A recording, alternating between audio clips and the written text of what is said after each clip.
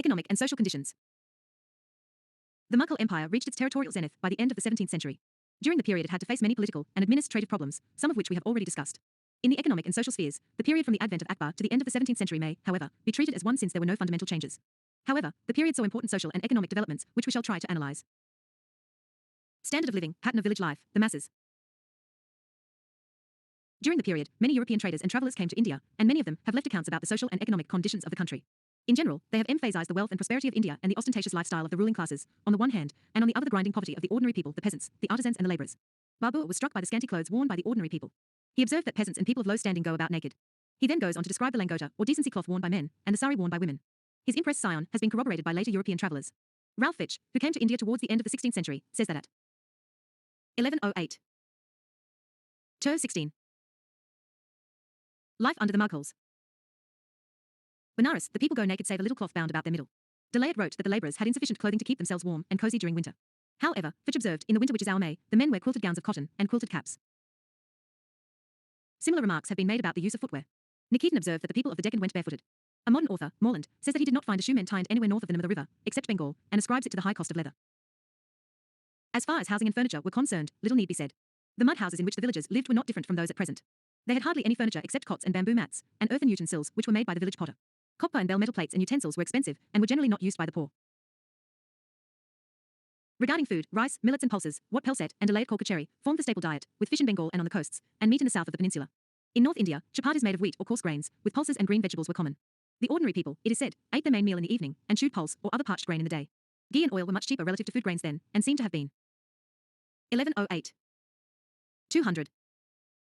A staple part of the poor man's food. But salt and sugar were more expensive. Thus, while people had less clothes to wear and shoes were too costly, on balance they ate better. With more grazing land, they could keep more cattle, so that more milk and milk products must have been available. The standard of living ultimately depended upon income and wages. It is difficult to determine the income of the large mass of the peasants in real terms, for money hardly entered into transactions in the villages. The village artisans were paid for their services by means of commodities, which were fixed by custom. It is difficult to compute the average size of the holding of the peasant. The information available to us shows that there was a great deal of inequality in the villages. The peasant who did not have his own ploughs and bullocks often tilled the land of the zamindars, or the upper castes, and could eke out a bare existence. The landless peasants and labourers often belonged to the class of people called untouchables, or kameen. Whenever there was a famine, and famines were frequent, it was this class of peasants and the village artisans who suffered the most. The peasants who owned the land they tilled were called kukasht. They paid land revenue at customary rates.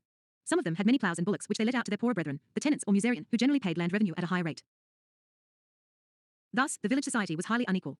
The kukasht who claimed to be the original settlers of the village often belonged to a single dominant caste or castes.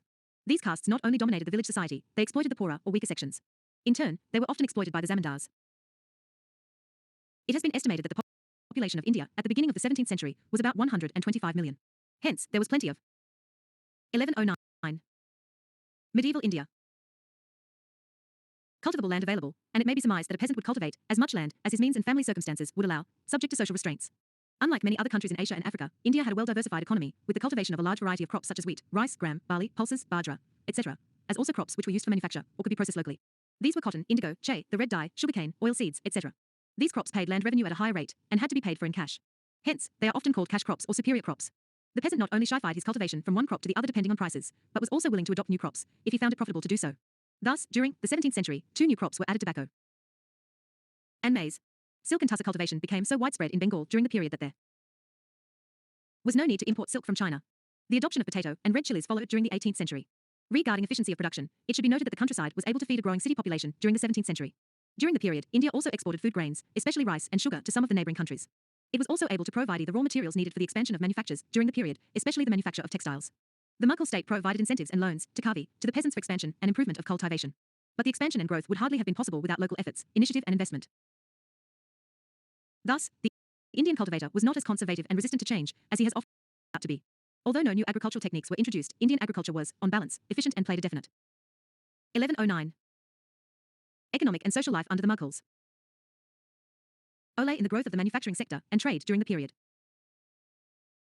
In medieval times, a peasant was not dispossessed from his land as long as he paid the land revenue. He could also sell his land if he could find a buyer, and the rest of the community raised no objections.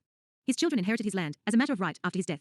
Although the state dues were heavy, sometimes amounting to nearly half of his produce, there is no reason to believe that the peasant was left only with enough to keep body and soul together, and was in no position to invest anything for the improvement of land or extension of cultivation. Although the life of the peasant was hard, he had enough to eat and to meet his simple requirements, i.e., production and reproduction.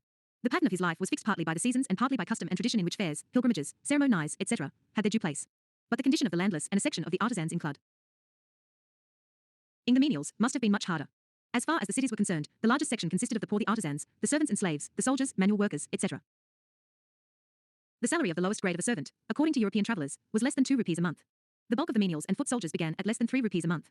It has been calculated that a man could feed his family on 2 rupees a month. Morland, who wrote in the early part of the 20th century, observed that during the period there was little change in the real wages of workers. They had a more balanced diet, but clothes, sugar, etc., were more expensive. Morland concluded from this that the conditions of the Indian people had not worsened under the British rule. But the matter has to be seen in a wider context. While there was a vast increase in wealth and rise in real wages in Europe during the period, there was overall stag. 1110. LS 201.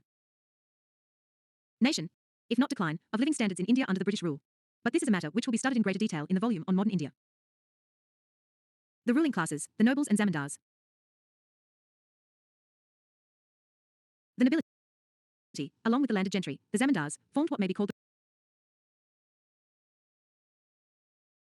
the ruling class in medieval India. Socially and economically, the Mughal nobility formed a privileged class. Theoretically, the doors of the Mughal nobility were open to everyone. In practice, poor sons belonging to aristocratic families, whether they were Indians or foreigners, had a decided advantage. To begin with, the bulk of the Mughal nobles were drawn from the homeland of the Mughals, Turan, and from its neighboring areas, Tajikistan, Khorasan, Iran, etc. Although Babur was a Turk, the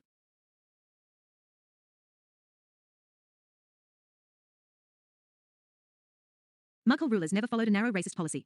Babur tried to win the leading Afghan nobles to his side, but they proved to be restless and untrustworthy and soon defected. The tussle between the Mughals and the Afghans continued in Bihar and Bengal even under Akbar. But from the time of Jahangir, Afghans also began to be recruited in the nobility. Indian Muslims, who were called Shaikhzadas or Hindustani, were also given service. From the time of Akbar, Hindus also began to be inducted into the nobility on a regular basis. The largest section among them was that of the Rajputs. Among the Rajputs also, the Kachwahas predominated. According to a modern calculation, the proportion of Hindus in the nobility under Akbar in 1594 was about 16% only. But these figures do not give any adequate idea of the position and influence of the Hindus. Both Raja Man Singh and Raja Birbal were the personal friends and boon companions of Akbar, while in the spheres of revenue administration, Raja Todar Mal had a place of great 1110. 202. Influence and honor. The Rajputs, who were recruited to the nobility, were either hereditary Rajas, or belonged to aristocratic families related to or allied to the Raja. Thus, their incorporation into the nobility strengthened its aristocratic character.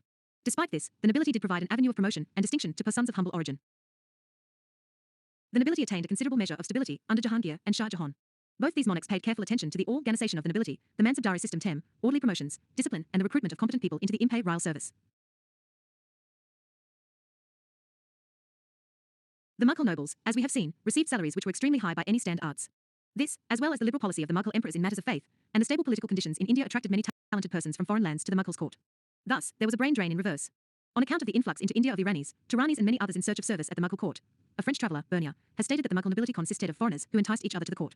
Modern research has shown this statement to be fallacious. While talented people continued to come to India, and many of them rose to prominence in the service of the Mughals, all of them settled down in India and made it their permanent home. Thus, during medieval times as during earlier times, India continued to provide a home to many people who came from outside. But these immigrants rapidly assimilated themselves into the Indian society and culture, while at the same time retaining some of their special traits. This accounts for the richness and diversity, which has been a special feature of Indian culture. Under Jahangir and Shah Jahan, the bulk of the nobles already consisted of those who had 1110. Medieval India. Been born in India. Simultaneously, the proper tine of Afghans, Indian Muslims, Hindustanis, and Hindus in the nobility continued to rise. A new section among the Hindus which entered the nobility during the period consisted of Marathas. Jahangir was the first monarch who realized that the Marathas were the hub of affairs in the Deccan, and tried to win them over to his side.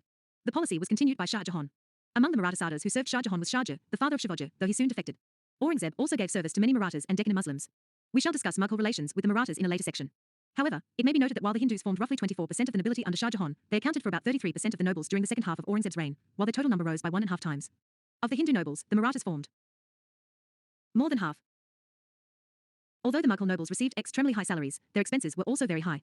Each noble maintained a large train of servants and attendants, and a large stable of horses, elephants, etc., and transport of all types. Many of them maintained a large harem of women, which was considered normal for a man of status in those times. The nobles aped the Mughal emperors in leading a very ostentatious life. They lived in fine houses containing gardens with fruit trees and running water. They wore the finest clothes and spent a lot on their table expenses. According to an account, 40 dishes used to be prepared for each anil for Akbar. A lot of money was spent on fruits, the choicest being imported from Samarkand and Bukhara. Ice, which was an item of luxury, was used the year round by the privileged classes. Jewels and ornaments, which were worn both by men and women, was another costly item. Jahangir introduced the fashion of men wearing costly jewels in their ears. 1111. Economic and social life under the Mughals. After piercing them, to some extent, jewelry was also meant to be reserved to be used in an emergency. Another item of expenditure was presents to the emperor, which had to be made twice a year. However, it should be remembered that the value of presents to be given was fixed according to the status of the individual. Also, the nobles received presents from the emperor in return. Although spending, not hoarding, was the dominant characteristic of the ruling class of the time, with only a few nobles remaining out of debt and bequeathing large sums of money to their child Ren, the nobility did, directly or indirectly, contribute to the development of the economy. This took several directions. Many nobles bought land, or land was gifted to them by the emperor in places where they wanted to settle down and consider it their home. In these places, they developed orchards, or built covered markets, mandis, which could bring them income from rent and sales. They also lent money on interest to traders, or participated in trade, often in the name of traders or in partnership with them. In a remarkable passage, Abul-Fazl had advised nobles to invest a little in commercial speculation and engage in remunerative undertaking. Although usury was condemned by Islamic laws, Abul-Fazl told the nobles not to hesitate in investing money on interest, thus reflecting contemporary values. It is not easy to compute the precise share of the nobility in the commercial undertakings of the period. Sometimes, some nobles, even royal princes, tried to misuse their position to engross the sale and purchase of certain commodities, or to force the artisans and traders to sell their services and commodities cheap. But such instances were not as large as to seriously affect trade, commerce and artisanal production. The English factor at Ncert remarked in 1614 that large and mallar merchants, even members of the royal 1111 203 S family, including princes, princesses and royal ladies, took part in freighting goods on foreign ships, and even owned ships for trade. Mir Jumla, a leading nobleman during the reign of Aurangzeb, owned a fleet of ships which carried extensive commerce with Persia, Arabia and countries of Southeast Asia. The lure for money from commerce had reached such a stage that even the chief Qazi of Aurangzeb had substantial commercial undertakings, which he tried to conceal from the emperor. Thus, the Mughal nobility had a number of unusual features. Though often divided on ethnic lines, it formed a composite ruling class representing different regions and religions, and tried to promote a composite culture by extending patronage to painters, musicians, poets, both of Persian and Hindawi, and scholars. Though essentially feudal in character, since land was its main source of income, it had developed many characteristics of bureaucracy. It was also becoming more commerce and money-minded. Thus, the Mughal state and ruling class did not interpose a barrier to the economic development of India. Whether this development could, by itself, have taken India to the capitalist path is a speculation into which we need not enter. Our main concern is to see whether there was growth in India and its line of development. Rapid growth in the number of the nobility. During the 17th century, tensions between different groups, individuals and sections, and a crisis in the working of the Jagadari system had a serious effect on the discipline and proper functioning of the nobility under Aurangzeb and during the reign of his successors. Some of these aspects are dealt with in greater detail in a subsequent chapter. Zamindars and the rural gentry. From the writings of Abul-Fazl and other contemporary authors, it is clear that personal ownership 204 of land was very old in India. The right of ownership in land depended mainly on succession. But new rights of ownership in land were being created all the time. The tradition was that anyone who first brought land under cultivation was considered its owner. There was plenty of cultivable wasteland, banjar, available in medieval times. It was not difficult for an enterprising group of people to settle a new village, or to bring under cultivation the wastelands belonging to a village, and become the owners of these lands. In addition to owning the lands they cultivated, a considerable section of the zamindars had the hereditary right of collecting land revenue from a number of villages. This was called his taluka, or his zamindari.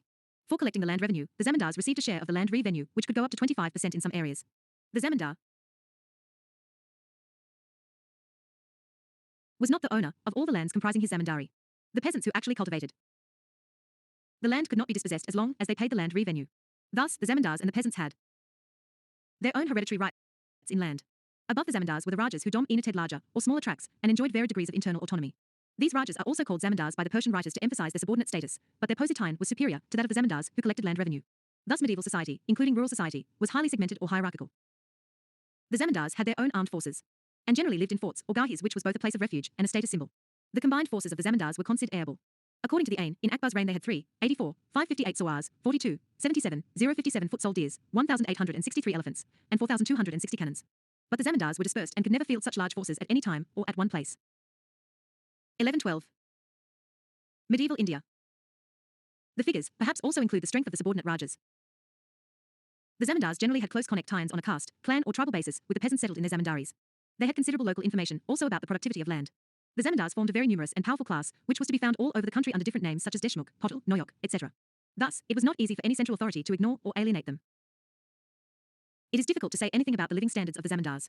Compared to the nobles, their income was limited. The smaller ones may have lived more or less like the peasants. However, the living standards of the larger zamindars might have approached those of petty rajas or nobles. Most of the zamindars apparently lived in the countryside and formed a kind of loose, dispersed local gentry. It would not be correct to look upon the zamindars merely as those who fought for control over land and exploited the cultivators in the area they dominated. Many of the zamindars had close caste and kinship ties with the land-owning cultivating castes in their zamindari. These zamindars not only set social standard, they also provided capital and organization for settling new villages, or extending and improving cultivat ion. But the precise extent of such efforts have yet to be studied in detail. The middle strata. There has been a lot of discussion whether during the medieval period, India had a middle class or not. The Frenchman, Bernier, said that in India there was no middle state. A person was either extremely rich or lived miserably. It is, however, not possible to agree with this statement. The word middle class means traders and shopkeepers. India had a large class of rich traders and 1113. Economic and social life under the Mughal. Merchants, some of them being amongst the richest merchants of the world at that time. These merchants also had their own rights based on tradition and protection of life and property. But they did not have the right to administer any of the towns. Such rights had been acquired in Europe by the merchants in special circumstances. Also, these rights tended to be abridged whenever strong territorial states grow up, as in France and Britain. If by middle state is meant a section whose standard of living was between the rich and the poor, such sections were large in Mughal India. They included the small mansabdars, petty shopkeepers and a small, but important section of master craftsmen. It also included the class of professional hakims, leading musicians and artists, historians, scholars, causes and theologians, and a large class of petty officials or penpush-ers, who ran the large and growing Mughal administrative apparatus. While the petty officials were generally paid in cash, and supplemented their income by means of corruption, many of the others, especially the scholars, religious divines, etc., were granted small tracts of land for maintenance. Such grants were called Madad-i-Marsh in Mughal terminology, or Sasan in Rajasthan. In addition to the Mughal emperor, local rulers and zamindars, and even nobles made such grants. Although these grants were to be renewed by every ruler, they often became hereditary in practice. These sections often became part of the rural gentry, and a link between the village and the town. Writers, historians and theologians often belonged to the same class. The middle strata did not form a class, the interests of different sections being different. They were also drawn from various religious groups and castes. Organization of trade and commerce. The Indian trading classes were large in numbers, spread out all over the country, well organized. 1113. 205. LS. And highly professional. Some specialized in long-distance, interregional trade, and some in local, retail trade. The former were called Seth, Bora or Modi, while the latter were called Bia Paris or Banik. In addition to retailing goods, the Baniks had their own agents, in the villages and townships, with whose help they purchased food grains and cash crops. There was a special class of traders, the Banyaraz, who specialized in carrying bulk goods. The Banyaraz used to move long distances, sometimes with thousands of oxen carrying food grains, pulses, ghee, salt, etc. The more expensive goods, such as textiles, silks, etc., were laden on camels and mules, or in carts. But it was cheaper to move bulk goods through the rivers on boats. Boat traffic on waterways, and coastal trade along the seashore was more highly developed than now. The trade in foodstuffs and a wide range of textile products were the most important components of interregional trade during the period. Bengal exported sugar and rice, as well as delicate muslin and silk. The coast of Coromandel had become a center for textile production, and had a brisk trade with Gujarat, both along the coast and across the December-Can. Gujarat was the entry point of foreign goods. It exported fine textiles and silks, Padola, to North India, with Burhanpur and Agra as the two nodal points of trade. It received food grains and silk from Bengal, and also imported pepper from Malabar. North India imported luxury items, and also exported indigo and food grains. Lahore was another center of handicraft production. It was also the distribution center for the luxury products of cashmere shawls, carpets, etc. The products of the Punjab and Sindh moved down the river Indus. It had close trade links with Kabul and Kandahar on the one hand, and with Delhi and Agra on the other. It will thus be seen that India's interregional trade was not in luxuries alone. The movement of these goods was made possible by a complex 1113. 206. Networks, linking wholesalers with merchants down to the regional and local levels through agents, gumashtas, and commission agents, dalals. The Dutch and English traders who came to Gujarat during the 17th century found the Indian traders to be active and alert. There was keen competition for inside information, and whenever there was demand for goods in one part of the country, it was rapidly made good. Movement of goods was also facilitated by the growth of a financial system, which permitted easy transmission of money from one part of the country to another. This was done through the use of hundis. The hundi was a letter of credit payable, after a period of time at a discount. The hundis often included insurance, which was charged at different rates on the basis of value of the goods, destination, means of transport, land, river or sea, etc. The serifs, shroffs, who specialized in changing money, also specialized in dealing with hundis. In the process, they also acted as private banks. They kept money in deposit from the nobles and lent it. By means of hundis, they created credit which supplemented the money in circulation. Since the merchant could cash his hundi after he had sold his goods at the point of his destination, movement of money which was always a risky enterprise could be reduced, especially when the rich traders such as Virjavora set up agency houses in different parts of India and also in West Asia. The trading community in India did not belong to one caste or religion. The Gujarati merchants included Hindus, Jains and Muslims who were mostly Bohras. In Rajasthan, Oswals, Maheshwaris and Agrawals began to be called Marwaris. Overland trade to Central Asia was in the hands of Multanis, Afghans and Khatris. The Marwaris spread out to Maharashtra and Bengal during the 18th century. The Chettis on the Coromandel coast and the Muslim merchants of Malabar, both. 1114. Medieval India. Indian and Arab formed the most important trading communities of South India. The trading community in India, especially in the port towns, included some of the richest merchants who are comparable in wealth and power to the merchant princes of Europe. Thus, Virjavora dominated the Surat trade for several decades. He owned a large fleet of ships and was reputed to be amongst the wealthiest men of his time. Abdul Ghaffur Bora left 55 lakh rupees in cash and goods and a fleet of 17 seagoing ships at the time of his death in 1718. Similarly, Malay Chetty of the Coromandel coast, Kashivarana, and Sankar Rama Chetty were reputed to be extremely wealthy and had extensive commercial dealings in India and abroad. There were many wealthy merchants at Agra, Delhi, Balasore, Orissa, and Bengal also. Some of these merchants, especially those living in the coastal towns, lived in an ostentatious manner and aped the manners of the nobles. European travellers mention the commodious and well-built houses in which the wealthy merchants of Agra and Delhi lived. But the ordinary sorts lived in houses above their shops. The French traveller, Bernier, says that the merchants tried to look poor because they were afraid that they would be used like field sponges, i.e., squeezed of their wealth. This does not appear to be fully correct. Emperors from the time of Shir Shah passed many laws for protecting the property of the merchants. The laws of Shir Shah are well known. Jahangir's ordinances included a provision that if anyone, whether unbeliever or Musalman, should die, his property and effects should be left for his heirs, and no one should interfere with them. If he should have no heirs, they should appoint inspectors and separate guardians to guard the property, so that its value might be expended in a lawful expenditure, such as the building of mosques and serais, repair of broken bridges and the digging of tanks and 1114. Economic and social life under the Mughals. Wells. However, local officials could always abuse their power to harass traders. Despite some harassments, the property of the merchants was generally not in danger. Means of transport were cheap and adequate for their needs. Despite complaints by some European travelers, safety on the roads was satisfactory and could be covered by insurance. The means of travel with serais at the distance of 5 kos on the principal highways was as good as in Europe at the time. Nevertheless, trade and the traders continued to have a low social status. The influence of the merchants on political processes is a matter of controversy. Merchants in India were not without influence in political quarters where their own interests were concerned. Thus, each community of merchants had its leader or nagaseth who could intercede with the local officials on their behalf. We do have instances of strikes, hartal, by merchants in Ahmedabad and elsewhere to stress their points of view. We have also noted the involvement of members of the Mughal royal family and prominent nobles, such as Mir Jumla, in trade. Thus, the Mughal ruling class was not unconcerned with business and protection of the commercial interests of the country and the trading classes, though it was not as actively involved in pushing its business interests as some European states such as Britain, France and Holland were. Trade and commerce expanded in India during the 17th century due to a number of factors. An important factor was the political integration of the country under Mughal rule and establishment of conditions of law and order over extensive areas. The Mughals paid attention to roads and serais, which made communication easier. A uniform tax was levied on goods at the point of their entry into the empire. Road cesses or radari was declared illegal, though it continued to be collected by some of the local rajas. The Mughals minted silver rupees of high purity, which became 1115. 207. S. A standard coin in India and abroad and thus helped India's trade. Some of the Mughal policies also helped the commercialization of the economy or the growth of a money economy. SES to the standing army as well as to many of the administrative personnel, but not to the nobles, were paid in cash. Under the Zabta system, the land revenue was assessed and required to be paid in cash. Even when the peasant was given the option of choosing other methods of assessment, such as crop sharing, the share of the state was Gina ally, sold in the villages with the help of grain dealers. It has been estimated that about 20% of the rural produce was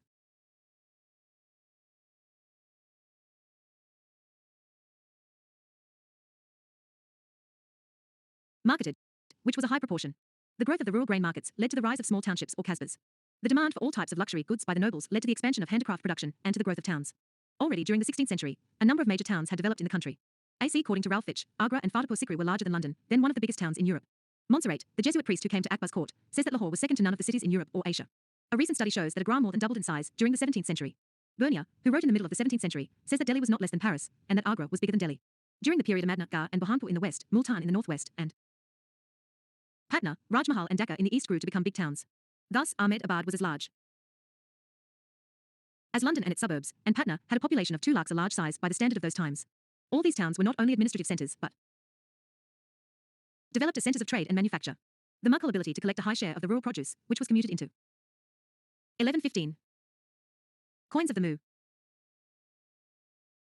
money, and its concentration in the hands of the nobility, stimulated the demand for all kinds of luxury goods, including building materials for residential houses, serais, balis, etc. The growth of arms manufactures, guns of all types, cannons, armour, etc., and of shipping are 2 primary examples of the result of direct government intervention in the matter. Both Akbar and Aurangzeb were deeply interested in the matter. 1115 Mughal emperors manufacture of guns of all types, including mobile guns, and took steps to improve their production. Indian steel swords were also in demand outside India. In 1651, Shah Jahan initiated a program of building seagoing vessels, and 4 to 6 ships were built for voyages to West Asia. In the following year, 6 ships were put into Con Miss Sion. This was part of a shipbuilding program of many wealthy merchants and nobles. In Con 1116 Economic and social life under the Mughals. Sequence Indian shipyards were soon in a position to produce ships based on European models, and freight rates to West Asia were reduced. Foreign trade and the European traders. We have already mentioned that there was a number of ports and towns from which brisk trade between India and the outer world was carried on. India not only supplied foodstuffs, such as sugar, rice, etc., to many countries of Southeast and West Asia, Indian textiles played a very important role in the trade of the region. As an English agent observed, from Aden to Aiken from head to foot, everyone was clothed in Indian textiles. This statement, even though a little exaggerated, for Egypt and Ottoman Turkey also produced cotton and exported textiles, was essentially true. It was this which made India the virtual manufactory of the Asian world, excluding China. The only articles which India needed to import were certain metals, such as tin and copper, production of which was insufficient. Tin was used for making bronze, certain spices for food and medicinal purposes, war. Horses and luxury items, such as ivory. The favorable balance of trade was met by import of gold and silver. As a result of the expansion of India's foreign trade, the import of silver and gold into India increased during the 17th century, so much so that Bernier says that gold and silver, after circulating over every part of the world, is finally buried in India, which is the sink of gold and silver. This statement is also based on exaggeration, for in those days every country tried to hold onto gold and silver. However, only India and China were largely successful in doing so because of the scale of their economies and their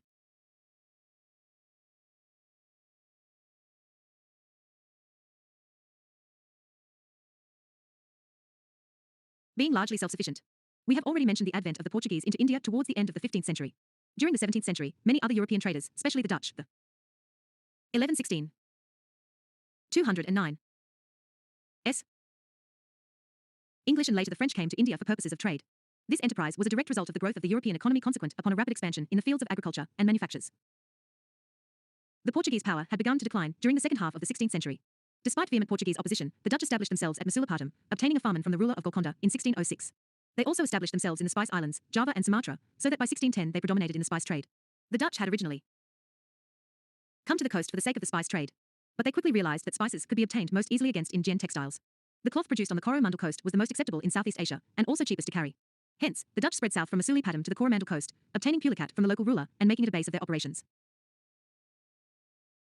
Like the Dutch, the English also had come to the east for the spice trade, but the hostility of the Dutch, who had more resources and had already established themselves in the Spice Islands, forced the English to concentrate on India. After defeating a Portuguese fleet outside Surat, they were able, at last, to set up a factory there in 1612. This was confirmed in 1618 by a farman from Jahangir, obtained with the help of Sir Thomas Roe. The Dutch followed, and soon established a factory at Surat also. The English quickly realized the importance of Gujarat as a center for India's export trade in textiles. They tried to break into India's trade with the Red Sea and the Persian Gulf ports. In 1622, with the help of the Persian forces, they captured Ormuz, the Portuguese base at the head of the Persian Gulf. 1117 210 Thus, by the first quarter of the 17th century, both the Dutch and the English were well set in the Indian trade, and the Portuguese monopoly was broken forever. The Portuguese remained at Goa and also at Daman and Diu, but their share in India's overseas trade declined continuously, and was insignificant by the end of the century. Recent research has shown that despite their domination of the seas, the Europeans were never able to oust the Indian traders from the Asian trade.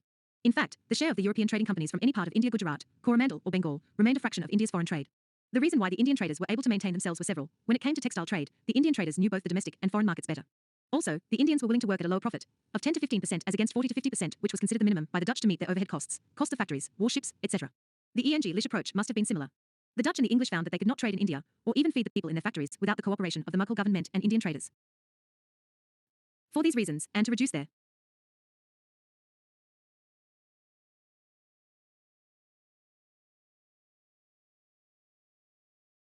cost of operations, they started freighting the goods of Indian merchants on their ships. The Indian traders had little objection to this, for it made their own operations safer. At the same time, Indian shipping grew so that from about 50 ships in the middle of the century at Surat, many of them well built, its numbers rose to at least 112 by the end of the century. This was another index of the growth of India's foreign trade and domestic manufactures. Apart from sharing in the Asian trade, the English and Dutch searched for articles which could be exported from India to Europe. At first, the prime trade was indigo, which was used to color the woolens. The indigo found most 1117 medieval India suitable was that produced at Sakej in Gujarat and Bayana near Agra. Soon the English developed the export of Indian textiles, called calicos, to Europe. At first, the produce of Gujarat was sufficient for the purpose. As the demand grew, the English sought the cloth produce in Agra and its neighborhood. Even this was not enough. Hence, the Coromandel was developed as an alternate source of supply. By 1640, export of cloth from the Coromandel equaled that from Gujarat, and by 1660 it was 3 times that from Gujarat. Masulipatam and Fort St. George, which later developed into Madras, were the chief centers of this trade. The Dutch joined the English in their new venture, exporting both calico and indigo from the Coromandel. The English also explored Laribunda, at the mouth of the river Indus, which could draw the produce of Multan and Lahore by transporting goods down the river Indus. But the trade there remained subsidiary to the Gujarat trade. More important were their efforts to develop the trade of Bengal and Orissa. The activities of the Portuguese and the Mar pirates in East Bengal made the development slow. However, by 1650, the English had set themselves up at Hooghly and at Balasore in Orissa, exporting from their raw silk and sugar in addition to textiles. Another item which was developed was the export of saltpeter, which supplemented the European sources for gunpowder, and which was also used as a ballast for ships going to Europe. The best quality saltpeter was found in Bihar. Exports from the eastern areas grew rapidly, and were equal in value to the exports from the Coromandel by the end of the century. Thus, the English and the Dutch companies opened up new markets and articles of export for India. Indian textiles became a rage in England by the last quarter of the 17th century. As an English observer wrote, almost everything that 1118 economic and social life under the Mughal used to be made of wool or silk, relating either to dress of the women or the furniture of our houses was supplied by the Indian trade. As a result of agitations, in 1701, all calicos painted, dyed, printed or stained from Persia, China, or the East Indies, i.e. India, were banned. But these and other laws imposing severe penalties had little effect. In place of printed cloth, the export of white Indian calicos, which had risen to 91 halves lakh pieces in 1701, jumped to 20 lakhs in 1719. The growth of India's foreign trade, the influx of gold and silver into the country, and the linking of India more closely with the rapidly expanding European markets had a number of important consequences. While the Indian economy grew, the influx of silver and gold into the country was even faster. As a result, during the first half of the 17th century, prices almost doubled. The effect of this price rise on different sections of society had yet to be worked out in detail. It probably weakened the old, traditional ties in the 1. 1118 LS 211 and made the nobility more money-minded, greedy and demanding. Secondly, the European nations searched for alternatives to the export of gold and silver to India. One method was to enter the Asian trade network by trying to monopolize the spice trade and trying to capture the Indian trade in textiles. As we have seen, they had only limited success in these fields.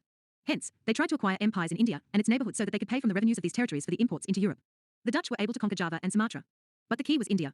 Both the English and the French competed for the conquest of India, but they could not succeed as long as India remained strong and united, first under Mughal rule and then under able provincial governors. They could only succeed when internal and external factors weakened even these states. We shall study these developments in a subsequent volume.